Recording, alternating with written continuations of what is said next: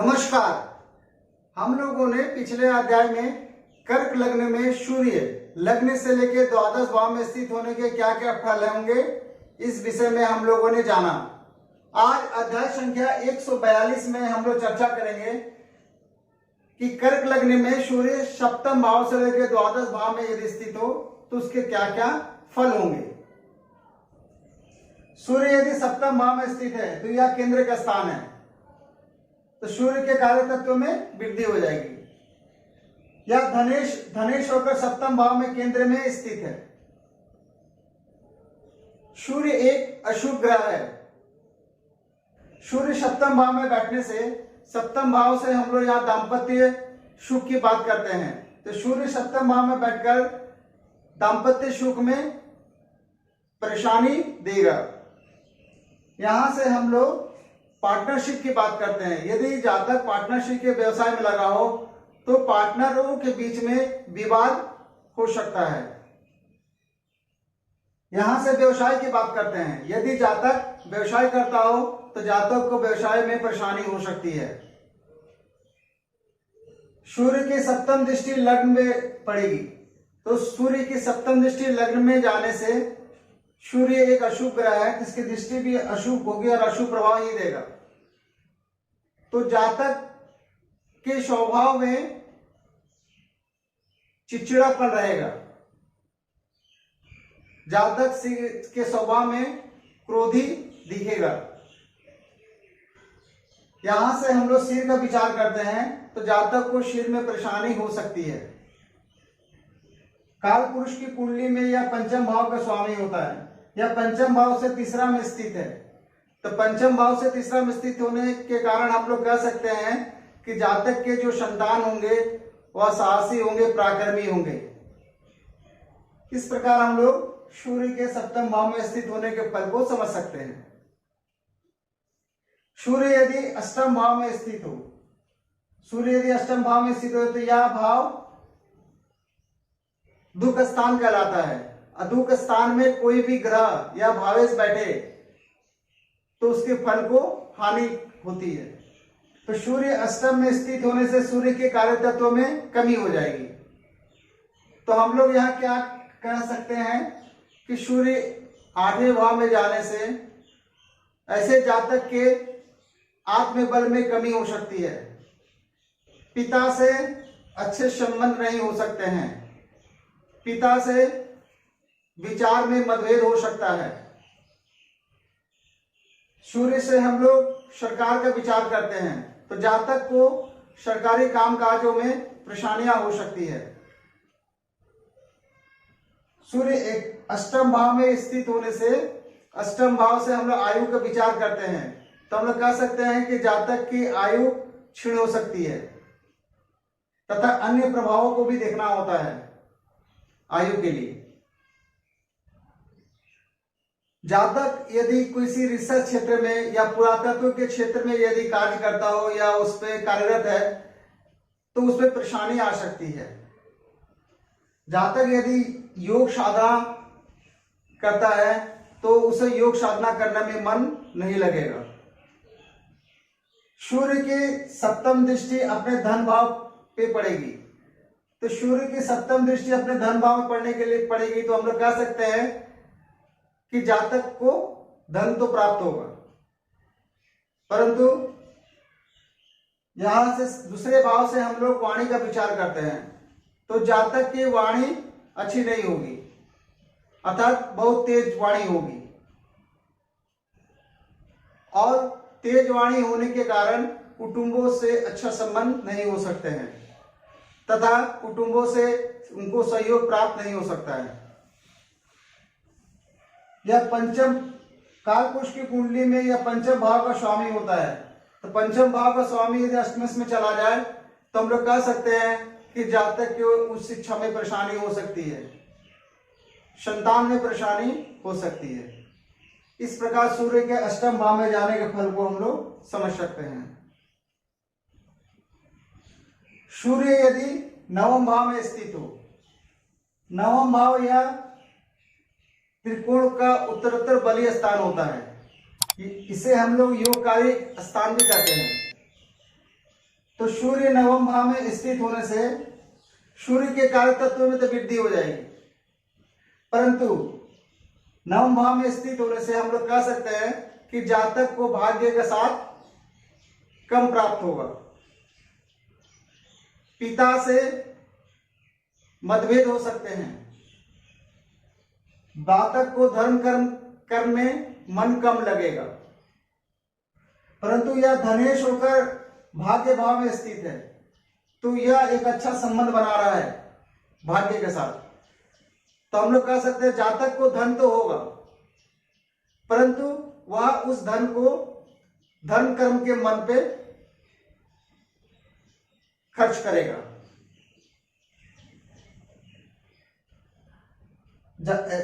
सूर्य की 7वीं दृष्टि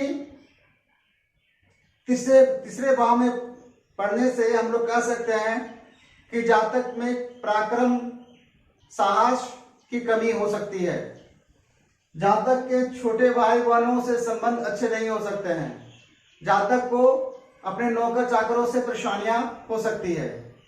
इस प्रकार सूर्य की दृष्टि को हम लोग समझ सकते हैं। सूर्य यदि 10वें भाव में स्थित हो, तो सूर्य यदि 10वें भाव में स्थित हो तो यह स्थान जो हो गया या मेष राशि में स्थित है, तो मेष राशि में सूर्य उच्च के होते हैं तथा सूर्य यहाँ दिग्बली भी कहे गए हैं, तो सूर्य यहाँ बलवान हो जाएगा।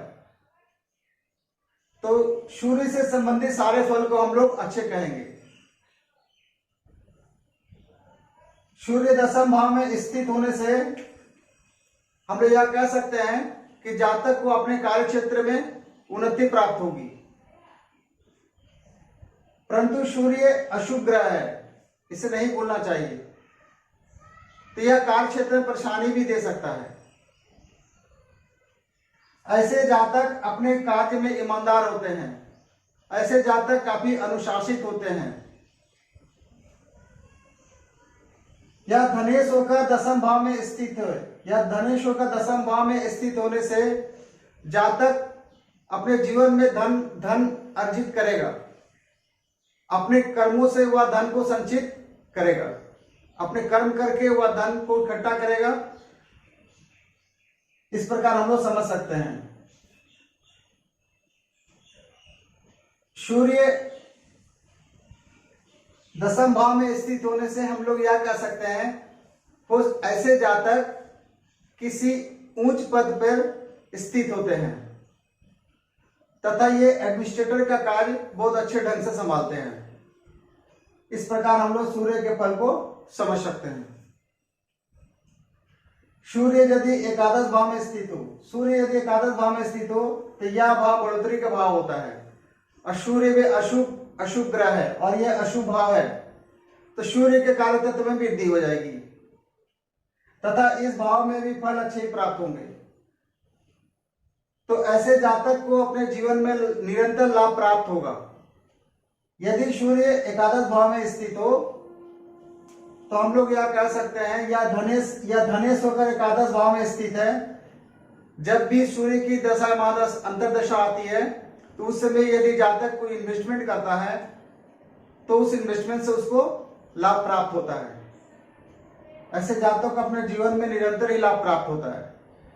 परंतु सूर्य एकादश भाव में स्थित होकर एकादश भाव से हम लोग यहाँ बड़े भाई बहनों का विचार करते हैं, तो बड़े भाई बहनों से संबंध में परेशानियां हो सकती है।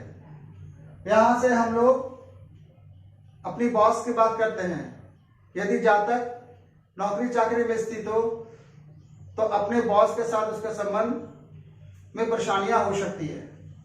इस प्रकार हम लोग सूर्य के फल को समझ सकते हैं। सूर्य यहां बैठकर अपनी 7वीं दृष्टि से 5वें भाव को दृष्टि देगा, परंतु हमें इस चीज को भी याद रखना है कि काल पुरुष की कुंडली में 5वें भाव के स्वामी सूर्य ही होते हैं और वो एकादश भाव में बैठे और अपनी दृष्टि यहां पर देते हैं।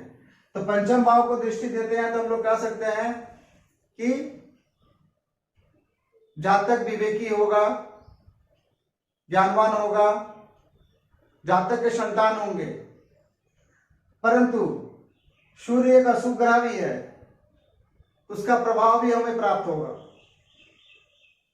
इस प्रकार हम लोग 5वें को दृष्टि देने के फल को समझ सकते हैं। सूर्य यदि द्वादश भाव में स्थित हो, सूर्य द्वादश भाव में स्थित होने से द्वादश भाव जो होता है वह दुख स्थान होता है। तो द्वादश भाव में सूर्य के जाने से सूर्य के कार्य तत्व की हानि कहेंगे, तथा या धनेश होकर द्वादश भाव में गया तो धन भाव के संबंधित फल को भी हम लोग हानि कहेंगे। तो सूर्य द्वादश भाव में स्थित होने से हम लोग क्या कह सकते हैं कि जातक व्यय अधिक करेगा। धनेश का द्वादश भाव में स्थित होने से हम लोग कह सकते हैं कि धन की हानि होगी। जातक जो है अपना धन जो है अपने ठाट बाट में खर्च करने में लगा देगा, अर्थात जातक अपव्ययी हो सकता है। इस प्रकार हम लोग समझ सकते हैं। जातक की वाणी में तेज हो सकता है, अपने कुटुंबों से संबंध अच्छे नहीं हो सकते हैं। इस प्रकार हम लोग सूर्य के द्वादश भाव में जाने के फल को समझ सकते हैं।